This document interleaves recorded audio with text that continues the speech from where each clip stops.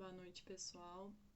A intenção desse vídeo é para esclarecer um pouco sobre a nova lei do afastamento da gestante, uma lei que foi publicada no dia 12 de maio deste ano, né, que a gente já esperava por essa lei há pelo menos um ano, né, desde o início da pandemia. A gente tinha essa necessidade desse afastamento da gestante das atividades laborais. E muito se discutia se havia risco efetivo para a grávida ou não, né? Então, um ano depois, a gente vê essa necessidade muito latente, tanto que se fez real, né, a promulgação dessa lei logo agora, no dia 12 de maio. O que é importante a gente saber sobre essa lei? Bom, essa lei é muito pequena. São apenas 2 artigos, sendo que no primeiro a gente tem a obrigatoriedade, né, do empregador de transformar todas as atividades laborais presencial da gestante em atividade remota, né? Só que aí, quando a gente fala atividade remota, a gente está dizendo não só o teletrabalho, mas também o trabalho remoto, né? E não necessariamente um trabalho que precise estar ou no computador, no sistema digital, né? E sim, né, em casa mesmo. Pode ser que ela cumpra suas atividades da sua própria residência, né? Vi vários comentários, né, de pessoas que diziam assim, olha, por exemplo, uma empregada doméstica pode cumprir uma função de cozinhar todo o alimento da família que ela trabalhava e mandar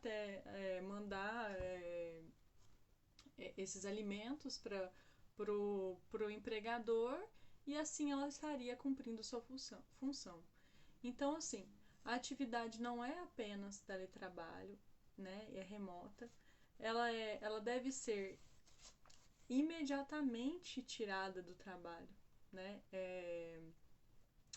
O verbo utilizado pela lei é muito claro, que é o dever, né? Você deve tirar a empregada do trabalho. Então, ela é imediata e ela é uma obrigação, né? Não tem lei posterior, a não ser que se revogue esta lei, né, que durante a pandemia fará com que esse direito não seja cumprido. Então, assim, não dá para diminuir, não dá para que outras leis possam diminuir esse direito que é da gestante, né, de não estar trabalhando presencialmente. Então, eu não tenho, minha atividade não dá para ser remota. Infelizmente, você vai ficar em casa. Vai ficar em casa sem prejuízo da sua remuneração. Outra coisa clara no artigo 1º da lei é que é sem prejuízo da remuneração. E remuneração não quer dizer apenas o salário, né? Quer dizer os salários e os benefícios, né? A não ser vale transporte, né? Mas todos os outros benefícios, comissionados, por exemplo, né? Por uma média, você sabe quanto um comissionado ganha por mês, né? Então isso tem que ser mantido, né? Cesta básica, plano de saúde, tudo isso precisa ser mantido durante todo o período de gestação. Então, estar grávida, é lógico, depois disso tem um afastamento pelo INSS e tudo. Depois da gestação, eu quero dizer. Mas no período da gestação, isso é garantia para a gestante, né? Que fique bem claro que isso é imediato e de forma integral, né? A remuneração é integral. Aí você deve estar pensando, nossa, então ficou tudo no colo do empregador, né? Todas as responsabilidades, os gastos, isso vai onerar sensivelmente o empregador.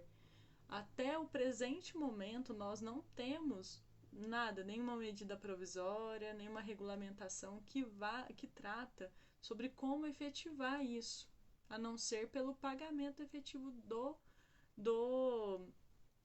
do empregador da garantia da remuneração. A gente não tem como afastar pelo INSS porque não tem fonte de custeio e é necessário essa fonte anterior, né, para custear.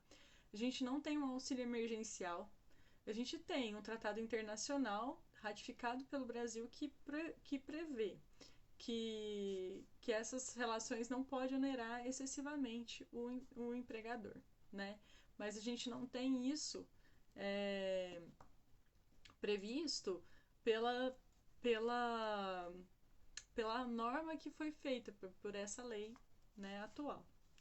Então acho que basicamente é isso, né? Caso você esteja trabalhando, né, e o seu empregador desconsidere essa norma, porque a gente tem no nosso país as normas que pegam e as que não pegam, né? Se seu empregador esteja descumprindo isso, né, quais são as punibilidades, quais são as sanções que a gente tem nesse caso, né? Então a gente tem tanto penas administrativas, né, que dá para ser enquadrada, quanto penas judiciais, tipo um dano moral, no caso dele descumprir agora e não ter nenhum. Só por ter colocado em risco a empregada, né?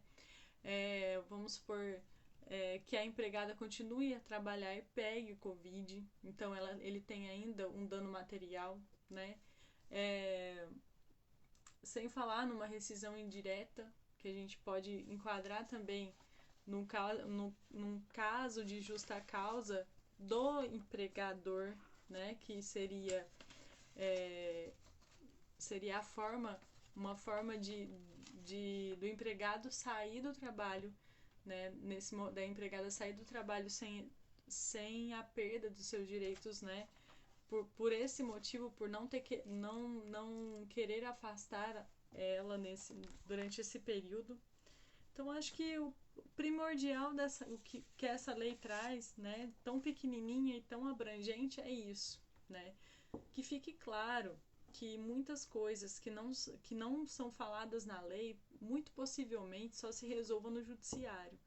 Então nós, no decorrer dos dias, provavelmente vamos começar a ver muitas questões desaguar no judiciário por causa dessas questões mal resolvidas com essa lei, com essa pequena lei, né, e grande lei, né?